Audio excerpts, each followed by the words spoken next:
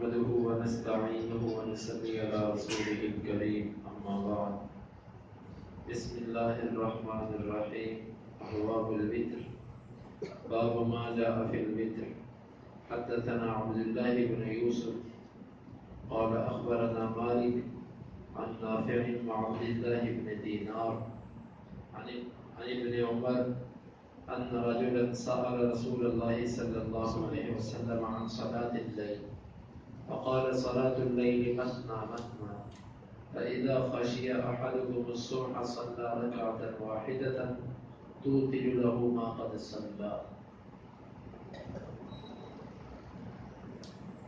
یہ باب ہے وتر کے بارے میں، باب ہے ان احادیث کے بارے میں جو وتر کے بارے میں آتی ہیں۔ امام بخاری رحمہ اللہ فرماتے ہیں کہ ہمیں بیان کیا عبداللہ بن یوسف نے، وہ کہتے ہیں ہمیں بیان کیا مالک نے نافع سے اور عبداللہ بن دینار سے اور ابن عمر رضی اللہ عنہ سے کہ بے شک ایک آدمی نے رسول اللہ صلی اللہ علیہ وسلم سے سوال کیا رات کی نماز کے بارے میں، تو آپ نے فرمایا کہ صلاۃ اللیل مثنی مثنی، رات کی نماز دو دو رکھتے ہیں۔ فَإِذَا خَشِيَ أَحَدُكُمُ الصُّبْحَ، پس جب تم میں سے کوئی ایک صبح سے ڈرے، صلی رکعۃ واحدۃ، وہ ایک رکعت پڑھ لے، توتر لہ ما قد صلی، وہ ایک رکعت وتر بنا لے گی ان ساری رکعات کو جو اس نے پڑھی ہے۔ وتر، اس کو وتر اور وتر دو طریقوں سے پڑھا گیا ہے، معنی میں بھی کچھ فرق ہے۔ ویسے وتر کا معنی ہوتا ہے اکیلی چیز، پاک چیز، اکیلی چیز، اس کو وتر کہتے ہیں۔ اس باب میں جو امام بخاری سب سے پہلی حدیث لے کر آئے ہیں وہ یہ ہے کہ ایک آدمی نے رسول اللہ صلی اللہ علیہ وسلم سے رات کی نماز کے بارے میں سوال کیا۔ یہ آدمی کون تھا اس کے نام کی تائید نہیں مل سکی، البتہ امام مروزی رحمہ اللہ کی کتاب میں یہ اشارہ ملتا ہے کہ یہ کوئی دیہاتی آدمی تھا، اور نبی صلی اللہ علیہ وسلم جس طرح کے بعد روایت میں آتا ہے کہ خطبہ دے رہے تھے، خطبے کے دوران اس نے سوال کیا وتر کے بارے میں، تو اس کے سوال سے جو معلوم ہوتا ہے کہ اس کا سوال وتر کی تعداد کے بارے میں تھا، طریقے کے بارے میں تھا۔ نبی صلی اللہ علیہ وسلم نے فرمایا صلاۃ اللیل مثنی مثنی، رات کی نماز دو دو رکعات ہے۔ دو دو رکعتوں سے مطلب یہ ہے کہ افضل اور بہتر طریقہ یہ ہے کہ رات کی نماز کو دو دو رکعتیں کر کے پڑھا جائے، کیونکہ دو رکعتوں کے بعد بندہ سلام پھیرتا ہے، اس میں اس کو ذرا راحت مل جاتی ہے اور یہ اپنی کسی ضرورت کو بھی پورا کر لیتا ہے۔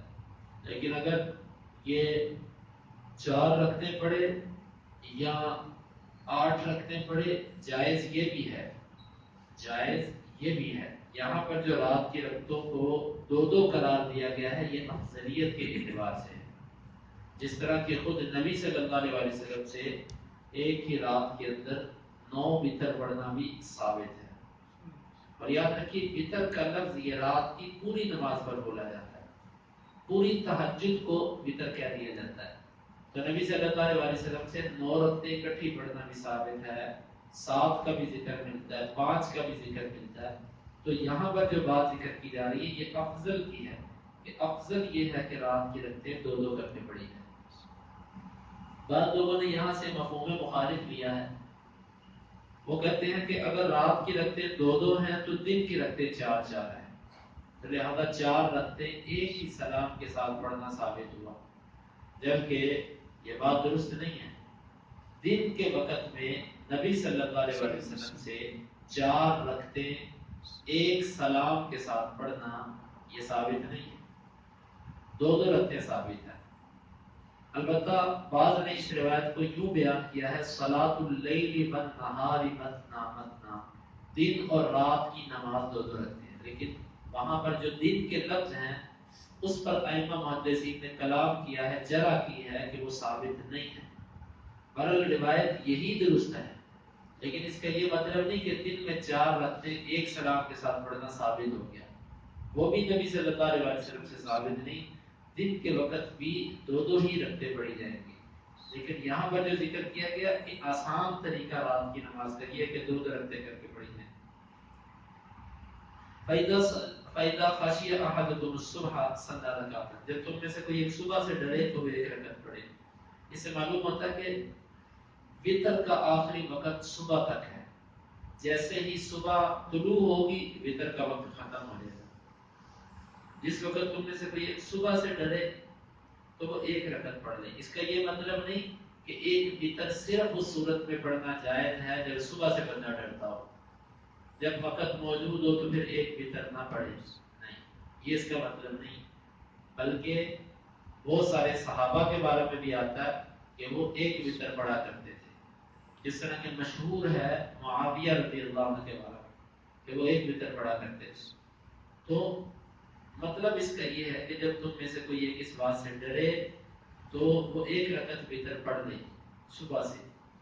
یعنی اس میں وتر کا آخری وقت بیان کرنا مقصد ہے. یہ بیان کرنا مقصد نہیں ہے کہ ایک وتر اس صورت میں پڑھ سکتے ہو جب صبح ہونے کا ڈر ہو، بلکہ اس کا مقصد یہ ہے کہ رات کا وتر کا آخری وقت بیان کرنا مقصد ہے. فَإِذَا خَشِيَ أَحَدُكُمُ الصُّبْحَ صَلَّى رَكَعَةً وَاحِدَةً. یہاں سے یہ مسئلہ بھی نکلتا ہے جس میں دوسری روایت کے اندر اس کی طرف اشارہ ملتا ہے کہ اگر اس نے جفت نماز پڑھنے کا ارادہ کیا ہو لیکن اچانک اس کی یاد آ گیا کہ صبح قریب ہے، گھڑی پر نظر پڑ گئی یا مسجدوں کے اسپیکروں سے کچھ آوازیں آنا شروع ہو گئی، وہ سمجھ گیا کہ فجر کا وقت قریب ہو گیا. تو یہاں سے علماء نے یہ استدلال بھی کیا کہ وہ اپنی 2 رکعتی نماز کو 1 وتر میں بدل سکتا ہے. یہاں سے یہ بھی استدلال ہے کہ نیت بھی بدلی جا سکتی ہے. اسی لیے بعض علماء نے وتر کے باب میں یہ بحث بھی چھیڑی ہے کہ وتر کے لیے نیت ہونا ضروری ہے کہ نہیں. جو کہتے ہیں نہیں ضروری وہ ان الفاظ سے بھی استدلال کرتے ہیں کہ جب کوئی بندہ تہجد پڑھ رہا ہے، اچانک اس کو پتہ لگا کہ وقت تو تھوڑا سا رہ گیا، تو جو 2 رکعتیں پڑھنے کی اس نے نیت کی تھی انہی 2 رکعتوں میں وہ نیت بدل کے 1 رکعت وتر کی نیت کر کے سلام دے. تو نماز کے اندر نیت بدلنے کا باب یہ بھی نفل نماز میں نیت بدلی جا سکتی ہے. علماء اس کے لیے ایک اور دلیل وہ پیش کرتے ہیں کہ جب نبی صلی اللہ علیہ وسلم وضو کر کے رات تہجد کی نماز پڑھ رہے تھے اکیلے، تو ابن عباس رضی اللہ عنہ وضو کر کے آئے اور آپ کے ساتھ کھڑے ہو گئے. آپ صلی اللہ علیہ وسلم نے ان کو گھما کر اپنی دائیں جانب کیا اور آپ ان کو نماز پڑھانا شروع ہو گئے. وہ کہتے ہیں کہ یہاں سے نیت بدلنے کا جواب نکلتا ہے کہ نبی صلی اللہ علیہ وسلم اکیلے نماز پڑھ رہے تھے، ابن عباس آئے، آپ نے ان کو اپنے ساتھ کھڑا کر کے جماعت کروانے کی نیت کر دی. حالانکہ جب نماز شروع کی تھی تو یہ نیت نہیں تھی. تو اس سے یہ بھی نکلا کہ اگر کوئی بندہ 2 رکعتیں پڑھ رہا ہے، وقت تھوڑا رہ گیا، تو وہ اس کی نیت بدل کے اس کو 1 کر دے، 1 کی طرف لے آئے. تُوتِرُ لَهُ مَا قَدْ صَلَّى، وہ 1 رکعت ان ساری رکعات کو وتر بنا دے گی جو وہ پڑھ چکا ہے. اور نافع سے کہ بے شک عبداللہ بن عمر رضی اللہ عنہ کان یسلم بین الرکعات والرکعتین فی الوتر حتی یأمر ببعض حاجته. اور نافع سے وہ عبداللہ بن عمر سے کہ وہ سلام پھیرا کرتے تھے 1 رکعت اور 2 رکعتوں کے درمیان وتر میں، یہاں تک کہ وہ اپنی بعض ضروریات کے بارے میں حکم بھی دیا کرتے تھے. مطلب جب وہ 3 وتر پڑھتے تو 2 رکعتیں پڑھ کے سلام پھیر دیتے، پھر 1 وتر پڑھا کرتے تھے. اور اس 1 وتر پڑھنے سے پہلے وہ بعض دفعہ اپنے غلام کو کہتے یہ کام کر دو، یہ کر دو، یہ کر دو.